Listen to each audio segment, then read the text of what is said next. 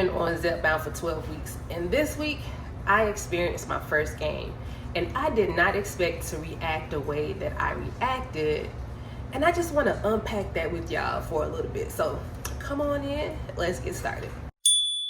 Hey y'all, I am Tasha, mom to 3, wife to T. I'm an educator, and I am also on a health and wellness journey using Zepbound. Like I said, I've been on Zepbound for 12 weeks now, and I was kind of disappointed when the scale went in the other direction when I got on it Friday morning. And I just wanted to reflect on it.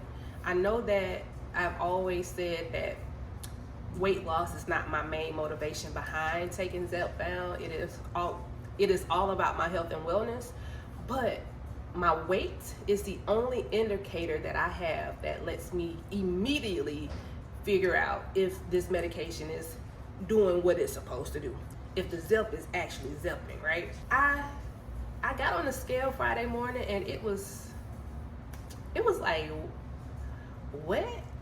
Even though it wasn't a lot, it was still in the opposite direction. And I found myself just real disappointed. I didn't expect to have this reaction if I gained, because, I've been telling myself, this is about your health and wellness. But I think the reality of it is that I was disappointed because I have not made healthy decisions. I have not made decisions that are being positive towards my wellness. And then, again, furthering that unpacking of that disappointment, it was like, well, who am I disappointed in, or what am I disappointed in? It ain't the scale. The scale basically told me the truth. You need a friend that's gonna tell you the truth, right? The scale was telling me the truth. I can't be disappointed in the weights. I have to actually pick them up. Wasn't the food, so it had to have been me that I was disappointed in. And disappointing anyone is the worst feeling that I can have. Like, growing up, my mama could whoop me and my brothers, and it was like, you know what, we're gonna do it again, because whoopings, they last all the 30 seconds. You're gonna get that high drama, and then after 30 minutes, you don't forgot about it, and you off to the next shenanigan, right? But the first time my mama or anybody told me that they were disappointed, it was like, I didn't like that feeling, and I did not want to do that again. Whatever I did, I was not doing it again, because I don't want to disappoint anyone. And as an adult, like, that is still one of the things that I'm working through, is like feeling like I disappointed someone. But the worst person that I can disappoint is me. But we're gonna turn all this around, because that's what I do. I don't stay in that negative space or that disappointed space long. You always get a chance to process. You have to allow your emotions to go through you. You unpack it, and then you go to the truth, and then you move forward, right? And for me, the truth is based off on the word and what it says. And so for me, I just went through, and I was like, I'm telling myself that I'm disappointed in you.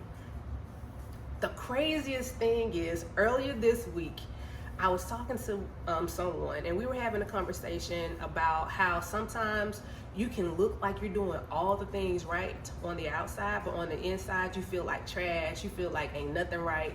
You ain't, you just talking crazy to yourself.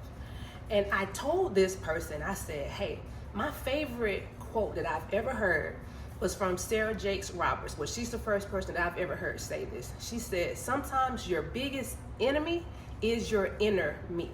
The way that we talk to ourselves, the way that we treat ourselves is worse than what anybody else can do. And if I wouldn't allow someone else's disappointment to throw me off, then I'm not gonna let that inner me telling me they disappointed throw me off either. So we're gonna wrap this thing around. I don't know why I was acting like I was shocked that I gained weight.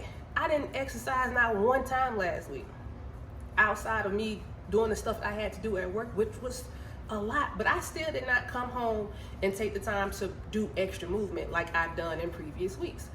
My eating was off. Some days I didn't eat enough. Some days I ate extremely too much. I was just off all last week. And it ain't gonna be sunshine and rainbows all the time. This was just my time to experience it. And so I saw the actual result of me making not so healthy, not so wellness focused decisions that weight gain was a result. Now here's the kicker, right? Y'all gonna be like, girl, you doing all this over that much weight gain. I am, because it was still in the wrong direction. I'm gonna tell you why I'm upset, or kind of not upset, but I was kind of like, not this week, right? So it was only 0.6, right? Don't hate, don't say nothing. I know y'all like, girl, bye, don't do it. But I gained 0.6 of a pound, right? I have not gained anything in the whole 12 weeks.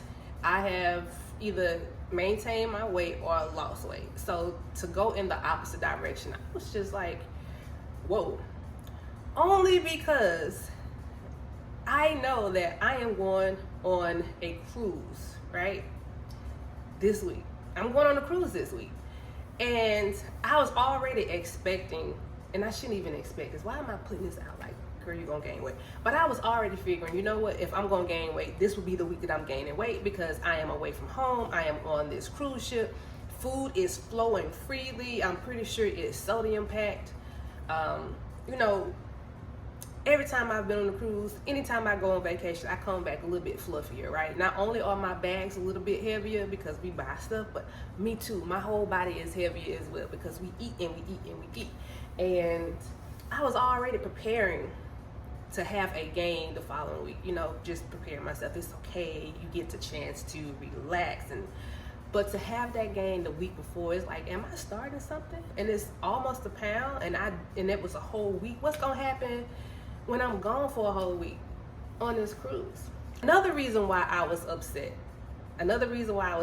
is because I was so close to hitting that 20 pound weight loss milestone. I thought I was gonna come on this week and say, hey y'all, I lost 20 pounds in 12 weeks. I didn't. So it's like, what, 19 pounds in 20 weeks? 18.4, 18 pounds in 19 pounds in 12 weeks. But I digress. Lesson for this week: sometimes your inner me is your biggest enemy. And the way that you talk to yourself, let's try to change it. All right? Anything that's negative that happens to you, it happens because it happens to everybody. That's life. It's, you take a moment, you sit in that, you process it, you throw it up, he got it, and you keep moving. And that's what I am going to do this week. So I'm going to be moving on this cruise. I've already told my husband, you know what, they got a gym. I want to see if I gain weight. I'm not going to automatically say I'm going to gain weight. I'm going to see. I'm going to do a lot of sampling of foods. I am going to do a lot of fruits and veggies before I sample, and hopefully that will minimize my weight gain. But I'm on a cruise, baby, and when we cruise, we cruising.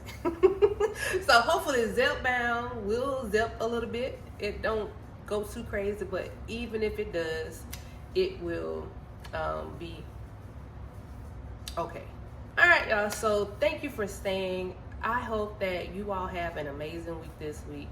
Make sure that you keep the joy in your journey, and I will see you all in the next video. Bye.